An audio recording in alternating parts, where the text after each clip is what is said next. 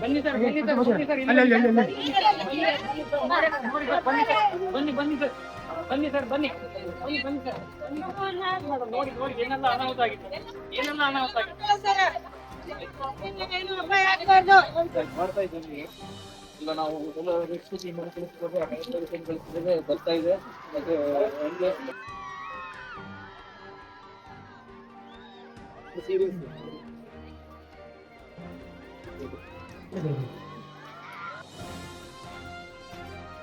ಇಲ್ಲಿ ನಡೀತಿರುವ ಈ ಸ್ಫೋಟದ ಬಗ್ಗೆ ನಿಮ್ಮ ಪ್ರತಿಕ್ರಿಯೆ ಏನು? ಯಾರು ಹೆದರಬೇಕಾಗಿಲ್ಲ. ಈಗಾಗಲೇ ಎಲ್ಲ ಭದ್ರತಾ ವ್ಯವಸ್ಥೆಗಳನ್ನು ಮಾಡಿದ್ದೇವೆ.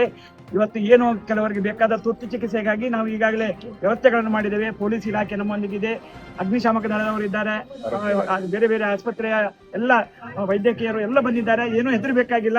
ಇದಕ್ಕೆ ಸಂಪೂರ್ಣ ಜವಾಬ್ದಾರಿ ಇವತ್ತು ಜಿಲ್ಲಾಡಳಿತ ಮತ್ತೆ ನಮ್ಮ ಭಾರತ್ ಸ್ಕೌಟ್ಸ್ ಗೈಡ್ಸ್ನ ಎಲ್ಲ ರಾಜ್ಯದ ಅಧಿಕಾರಿಯವರು ಈಗಾಗಲೇ ಯಾವ ವಿದ್ಯಾರ್ಥಿಗಳಿಗೂ ಏನು ತೊಂದರೆ ಆಗದೆ ನಾವು ಅದಕ್ಕೆ ಸಂಬಂಧಪಟ್ಟ ಇವತ್ತು ಅಧಿಕಾರಿ ವರ್ಗದವರು ಇರ್ಬೋದು, ಸಾಕಷ್ಟು ಸೇನಾನಿಗಳಿದ್ದಾರೆ. ಅದಕ್ಕೆ ಖಂಡಿತವಾಗಿಯೂ ಮುಂದಿನ ದಿನಗಳಲ್ಲಿ ಅದಕ್ಕೆ ಏನು ಸರಿಯಾದ ಉತ್ತರವನ್ನು ಅದಕ್ಕೆ ಸಂಬಂಧಪಟ್ಟ ಅಧಿಕಾರಿ ವರ್ಗದವರು, ನಮ್ಮ ಜನಪ್ರತಿನಿಧಿಗಳು, ಗೌರವಾನ್ವಿತ ಪ್ರಧಾನಮಂತ್ರಿಗಳ ಮುಖಾಂತರ, ರಾಜ್ಯದ ಮುಖ್ಯಮಂತ್ರಿಗಳ ಮುಖಾಂತರ ನೀಡುವವರಿದ್ದಾರೆ. ಈ ಅಟ್ಯಾಕ್ ನ ಹಿಂದೆ ನಿಮ್ಮ ಪ್ರಕಾರ ಯಾರ ಕೈವಾಡ? ಅದು ನಮ್ಮ ಈಗಾಗಲೇ ನಮ್ಮ ಎನ್ಮಿ ರಾಷ್ಟ್ರದ ಒಂದು ಕೈವಾಡ ಇರ್ಬೋದು ಅಂತ ಅನಿಸ್ತದೆ. ಅದರ ಬಗ್ಗೆ ನಾವು ತನಿಖೆ ಮಾಡಿ ಮತ್ತೆ ನಮ್ಮ ಪ್ರತಿಕ್ರಿಯೆ ಏನಂತ ಮುಂದಿನ ಒಂದೆರಡು ದಿವಸದಲ್ಲಿ ನಾವು ಅದನ್ನು ಪ್ರತಿಕ್ರಿಯೆ ನೀಡಲು ತಯಾರಿದ್ದೇವೆ. ಅದನ್ನು ನಮ್ಮ ಮೇಲಧಿಕಾರಿಗಳು ಪರಿಹಾರದ ಬಗ್ಗೆ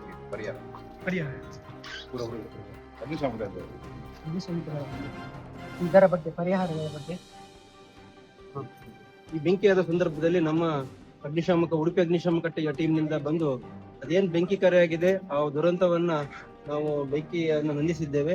ಹಾಗೆ ಅಲ್ಲಿ ಎವಾಕ್ಯುಯೇಷನ್ ಕೂಡ ಮಾಡಿದ್ವಿ, ಸರ್ಚ್ ಅಂಡ್ ರೆಸ್ಕ್ಯೂ ಮಾಡಿಕೊಂಡು ಅಲ್ಲಿ ಯಾರು ಅಲ್ಲಿ wounded ಇರ್ತಾರೆ, ಕ್ಯಾಜುಯಲ್ ಇರ್ತಾರೆ, ಅವರನ್ನು ಆಂಬ್ಯುಲೆನ್ಸ್ಗೆ ಹಾಕಿ ಅವರ ತುರ್ತು ಚಿಕಿತ್ಸೆಗಾಗಿ ನಾವು ಅವರನ್ನ ಶಿಫ್ಟ್ ಮಾಡುವಂತ ವ್ಯವಸ್ಥೆ ಎಲ್ಲ ನಮ್ಮ ಅಗ್ನಿಶಾಮಕ ಇಲಾಖೆಯಲ್ಲಿ ನಾವು ಮಾಡಿದ್ವಿ.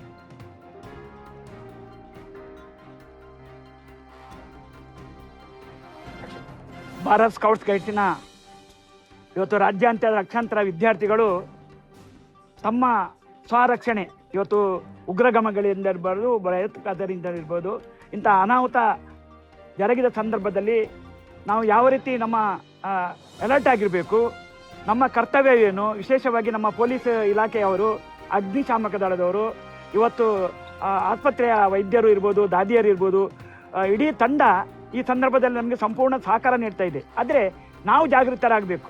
ಇವತ್ತು ಸೇನಾನಿಗಳು ನಮ್ಮ ರಕ್ಷಣೆಯನ್ನು ಭಾರತದ ಗಡಿಯಲ್ಲಿ ಇದ್ಕೊಂಡು ಮಾಡ್ತಾ ಇದ್ದಾರೆ. ರಾತ್ರಿ ಹಗಲೆನ್ನದೇ ನಮ್ಮನ್ನು ಕಾಯುವಂಥ ವ್ಯವಸ್ಥೆಗಳನ್ನು ಅವರು ಮಾಡ್ತಾ ಇದ್ದಾರೆ.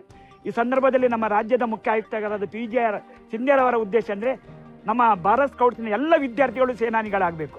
ಯಾಕಂದರೆ ಇಂಥ ಸಂದರ್ಭದಲ್ಲಿ ತಮ್ಮನ್ನು ರಕ್ಷಣೆ ಮಾಡಿಕೊಳ್ಳುವಂಥದ್ದು ಯಾವ ರೀತಿ, ನಮ್ಮ ಜನರನ್ನು ಯಾವ ರೀತಿ ರಕ್ಷಣೆ ಮಾಡ್ಬೋದು ಎನ್ನುವಂಥ ಒಂದು ಜಾಗೃತಿಯನ್ನು ಮೂಡಿಸುವಂಥ ಈ ಒಂದು ಕಾರ್ಯಕ್ರಮವನ್ನು ಇವತ್ತು ಉಡುಪಿ ಜಿಲ್ಲೆಯ ಭಾರತ್ ಸ್ಕೌಟ್ಸ್ ಗೈಡ್ಸ್ನ ಒಂದು ನೇತೃತ್ವದಲ್ಲಿ ಎಲ್ಲ ಅಧಿಕಾರಿ ವರ್ಗದವರ ಸಹಕಾರದೊಂದಿಗೆ, ವಿಶೇಷವಾಗಿ ನನ್ನ ಶಿಕ್ಷಕ ವೃಂದದವರು, ಯಾಕಂದರೆ ಜಿಲ್ಲೆಯ ಬೇರೆ ಬೇರೆ ವಿದ್ಯಾಸಂಸ್ಥೆಗಳಿಂದ ಸಾಕಷ್ಟು ಜನ ಶಿಕ್ಷಕರು ತಮ್ಮ ಮಕ್ಕಳನ್ನು ಇವತ್ತು ಕರ್ಕೊಂಡು ಬಂದಿದ್ದಾರೆ, ವಿದ್ಯಾರ್ಥಿಗಳನ್ನು ಕರ್ಕೊಂಡು ಬಂದಿದ್ದಾರೆ.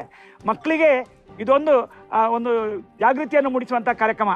ಇಂಥ ಸಂದರ್ಭದಲ್ಲಿ ಉಗ್ರಗಾಮಿಗಳು ಪ್ರವೇಶ ಆದರೆ ಅಥವಾ ಏನಾದರೂ ನಮ್ಮ ಭಯೋತ್ಪಾದಕರು ಪ್ರವೇಶ ಆದ ಸಂದರ್ಭದಲ್ಲಿ ನಾವು ನಮ್ಮ ರಕ್ಷಣೆಯನ್ನು ಯಾವ ರೀತಿ ಮಾಡ್ಕೊಳ್ಬೋದು ಅಥವಾ ನಮ್ಮ ರಕ್ಷಣೆಯನ್ನು ಯಾವ ರೀತಿ ಮಾಡ್ಕೊಳ್ಬೋದು ಅನ್ನೋಂಥ ಒಂದು ಜಾಗೃತಿ ಮೂಡಿಸುವಂಥ ಒಳ್ಳೆಯ ಕಾರ್ಯಕ್ರಮ. ಇಂಥ ಘಟನೆಗಳು ಯಾವತ್ತೂ ನೈಜ ಘಟನೆಗಳು ಆಗದಿರಲಿ. ನಾವೆಲ್ಲ ಇಂಥ ಸಂದರ್ಭದಲ್ಲಿ ಈ ಒಂದು ಜಾಗೃತಿ ಏನು ಮೂಡಿಸಿದೆ ಇದನ್ನು ಇನ್ನೊಬ್ಬರಿಗೆ ಹಂಚಿಕೊಳ್ಳುವುದರ ಮುಖಾಂತರ ನಾವೆಲ್ಲ ಭಾರತದ ಪ್ರಜೆಗಳು ಎಲ್ಲರೂ ಸೇನಾನಿಗಳಾಗಬೇಕು. ನಮ್ಮ ಕರ್ತವ್ಯ ಜವಾಬ್ದಾರಿಯನ್ನು ನಮ್ಮ ದೇಶ ರಕ್ಷಣೆಗಾಗಿ ನಾವು ಮಾಡಬೇಕೆನ್ನುವಂಥ ವಿಚಾರಗಳನ್ನು ಈ ಸಂದರ್ಭ ಹೇಳುತ್ತಾ, ವಿಶೇಷವಾಗಿ ಈ ಒಂದು ಕಾಯಕದಲ್ಲಿ ನಮ್ಮೊಂದಿಗೆ ಸಹಕರಿಸಿದ ಅಗ್ನಿಶಾಮಕ ದಳದವರು ಇಡೀ ತಂಡ ಬಂದಿದ್ದಾರೆ, ಅದೇ ಆರಕ್ಷಕ ಠಾಣೆಯವರು ಬಂದಿದ್ದಾರೆ, ಹಾಗೆ ಆರೋಗ್ಯ ಇಲಾಖೆಯ ಇಡೀ ತಂಡದವರು ಸಾಕಷ್ಟು ನಮಗೆ ಸಹಕಾರ ನೀಡಿದ್ದಾರೆ.